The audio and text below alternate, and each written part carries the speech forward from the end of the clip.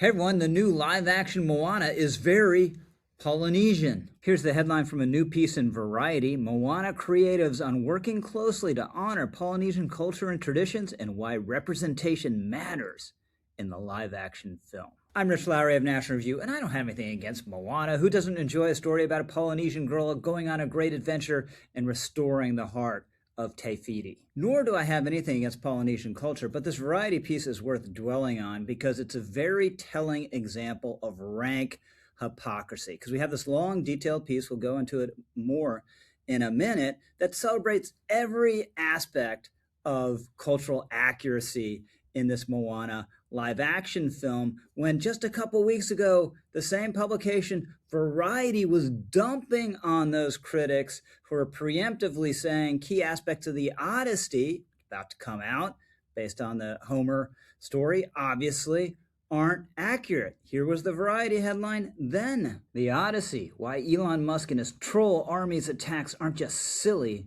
but wildly inaccurate. So Musk is a moron. Let's hold that thought and go back to Moana. The Variety piece notes that 10 years ago, when the original Moana came out, it had a lot of cultural accuracy in it that audiences supposedly enjoyed. So now, this is all repeated, perhaps with more care in the live-action feature. Aspects such as traditional Maori tribal tattoos, known as tamaku, the rich expression of history through dance, and generations of Polynesian traditions are the beating heart of Thomas Kail's adaptation. That left the film's cast and creatives feeling a sense of pride at seeing their culture represented on screen. It continues to ensure that the representation was done with respect and authenticity. Countless artisans, consultants, experts, advisors, and department heads work closely with the cultural trust. The last is a reference to a board of anthropologists and others that was set up prior to the first Moana film to make sure that all the culture is completely accurate. The choreographer explains that she sought to create movement that felt unique and authentic. She worked with dancers from across the Pacific Islands, and she crafted choreography so the dancers' faces could be seen. Quote, "There's so many Polynesian dancers throughout the world, I wanted to make sure that our community and people saw themselves on screen."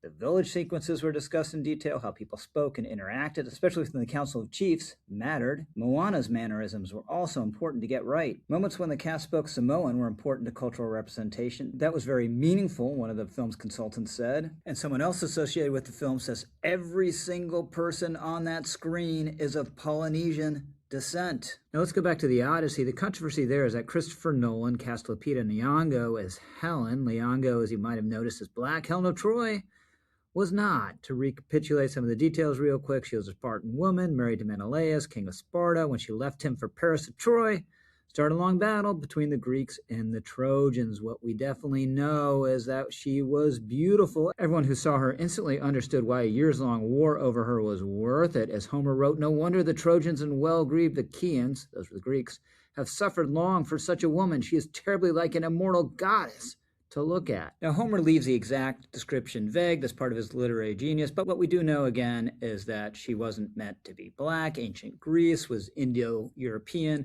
in origin, meaning people who lived in ancient Greece look a lot like, or looked a lot like, people who live in Greece today. Now, there are references to Helen being white-armed, which suggests that she was pale-skinned. There are references that also seem to suggest, although there's debate about it, that she had blue eyes and light hair. Certainly that's been the traditional depiction. In the 2004 movie Troy cast the gorgeous blonde-haired, blue-eyed German actress Diane Kruger as Helen. All that said, what the role most requires is luminous beauty, and there's nothing inherently wrong with anyone playing a role that doesn't match their ethnicity. But let's go back to Variety. This is what they said when they were dunking on Elon Musk. The piece goes on to say, in kind of a snotty way, remember that Achilles and Helen of Troy are both fictional characters navigating a mythological fable replete with a giant cyclops, six-headed Skyla, and assorted other gods and monsters, or that these are just two actors, referring to Nyong'o and also Ellen or Elliot Page, whichever you prefer, and a giant cast that includes mostly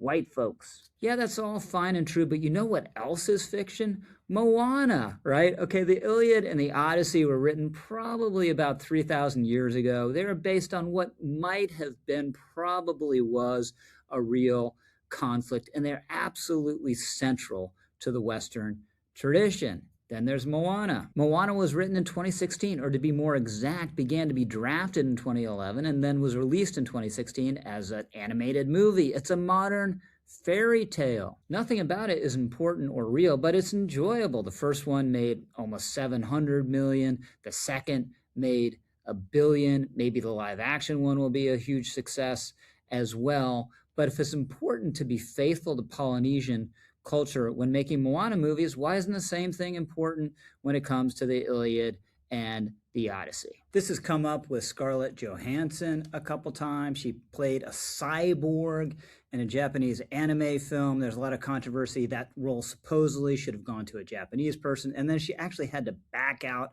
of a project where she was going to play a trans gangster, which was forbidden because she, of course, is not trans herself. Variety wrote a favorable piece about Johansson actually backing off, partly taking back comments she'd made that she should be able to play whoever she wants in a movie. Variety piece headline, Scarlett Johansson claims controversial casting comments were edited for clickbait. What she said was, as an actor, I should be allowed to play any person or any tree or any animal because that is my job and the requirement of my job, she said. Now, she didn't totally take that back, but she did clarify, I continue to support and always have diversity in every industry and will continue to fight for projects where everyone is included. Now, obviously, what's going on here, the standards are made to conform to an ideological agenda that basically accords with what we see with DEI in academia and other institutions in American life.